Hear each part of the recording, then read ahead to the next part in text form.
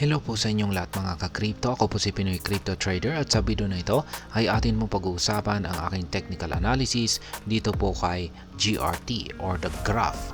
Ngayon pong May 13 taong 2024. At ang ating pong nakikita rito ay ang kanyang daily chart time frame kung saan ay mapapansin po natin dito na nagkaroon po siya ng bullish breakout dito sa upper portion ng ating descending triangle pattern na ito.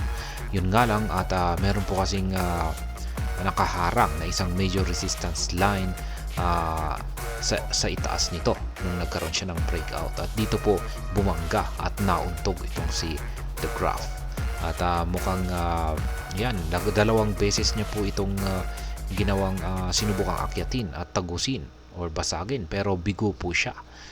Pero gayon pa man ay nananatili pa rin pong bullish ang momentum ng market price ni The Graph at sa tingin ko ay sa mga susunod na araw ay hindi po susuko itong si The Graph na basagin yung ating major resistance line dito. At dahil dito ay masasabi kong valid pa rin po yung pinaka price target natin dito na 0.4543. At ayan, bago pa tayo magpatuloy ay nais ko lamang po munang bigyang linaw ang aking disclaimer kung saan ang nilalaman po ng video na ito ay hindi po ito isang financial advice. For education and information purposes lamang po ang layunin nito. Maliban po dito ay nais ko na rin pong magbigay babala na wala pong kahit anumang group chat ang Pinoy Crypto Trader. Check po muna natin ang kanyang mga detalye dito kay CoinMarketCap kung saan ang kanyang previous day performance ay bumagsak po siya ng 1.76%. Ang kanyang 7-day performance naman ay bagsak din po ng 5.08%. Ang kanyang monthly performance ay ganoon din, bagsak din ng 3%. Pero ang kanyang year-to-date performance ay yan, maganda po yung kanyang ibinigay na gain, 154.05%. Yung kanyang market cap naman ay bagsak din po ng 1.76% at maging ang kanyang trading volume ay bagsak din po ng 36.30%. Pero okay lamang po yan kasi talagang hindi lamang po isang The Graph ang nakakaranas ng pagbagsak. Halos majority po ng buong crypto market ay nakakaranas ng bearish condition. Ngayon ay check naman po natin ang kanilang official X account kung meron po silang latest update or announcement na posibleng nakakaapekto sa market price nito. Kaya ayan, May 11 po yung kanilang latest na tweet rito. We are excited about this collaboration. We will use verifiable data from the Graph protocol as input to our agent co-processor. The lessons learned in engineering requirement from these applications will drive our improvements to the Graph core stack. Kaya ayan, mayroon po silang collaboration dito kay Semiotic Labs. Kaya ayan, isa po itong magandang development para kay The Graph or GRT. Ayan. Ayan, wala po tayong bago.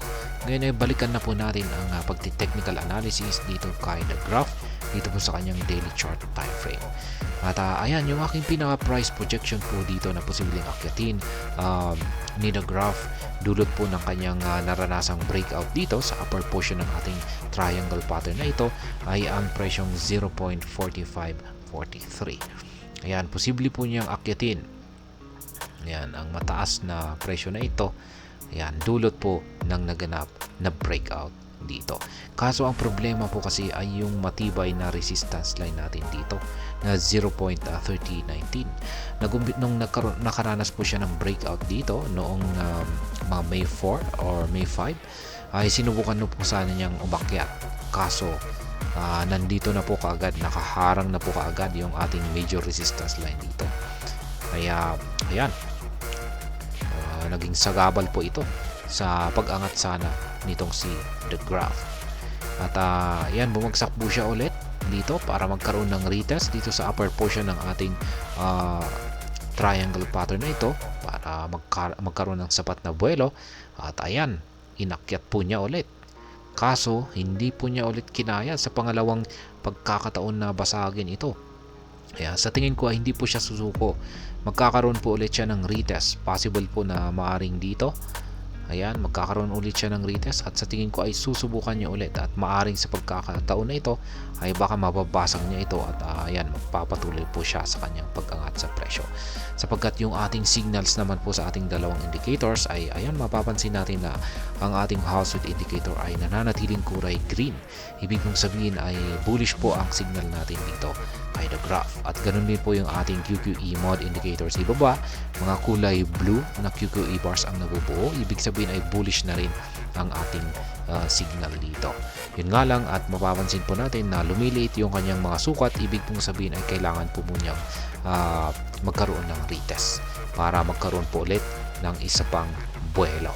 At siguro malamang ay mas magkakaroon po siya ng mas malakas na buwelo ngayon para ito ay magamit niya sa pagbasag sa major resistance line natin dito na 0.3019. Kaya ayan, valid pa rin po yung bullish breakout na signal natin dito. Kaya yan, magkakaroon lamang po tayo ng invalidation kung sakaling ang presyo ni the graph ay yan, sabihin natin ay bumagsak po siya at umabot po siya rito sa support line natin na 0.1870. Ayan, kung pag bumagsak siya hanggang dito ay invalidated na po ang ating bullish breakout dito. Kaya sa madaling salita ay ayan po, sinusubukan naman po lahat ng makakaya ni the graph or GRT na magpatuloy sa kanyang pag-angat sa presyo. At ang masasabi ko rito ay ito po yung talagang sagabal, ayan, or balakid sa pag-angat nitong si the graph. Pero kung sakaling nabasag po niya ito, ay masasabi kong ayan, tuloy-tuloy na po sa pag-angat sa presyo itong si the graph. At yan, patungo sa ating ultimate price target natin dito na 0.4543. At ayan po ang aking technical analysis update dito po kay the graph. At hanggang dito na lamang po tayo sa video na ito. Sana po ay inyong nagustuhan ang aking paliwanag sa video na ito. Kung inyo po itong nagustuhan ay pakiclick lamang po ang like button nito. Para naman po sa mga bago lamang dito, kayo po ay aking inaanyayahan para mag-subscribe. Pakiclick na rin po ang bell icon nito dahil ito po ang siya magsisilbing notification nito sa mga bago kong videos na aking pong ina-upload sa aking YouTube channel na ito. Marami pong salamat sa panonood. Ingat po tayo lagi at God bless po sa ating lahat.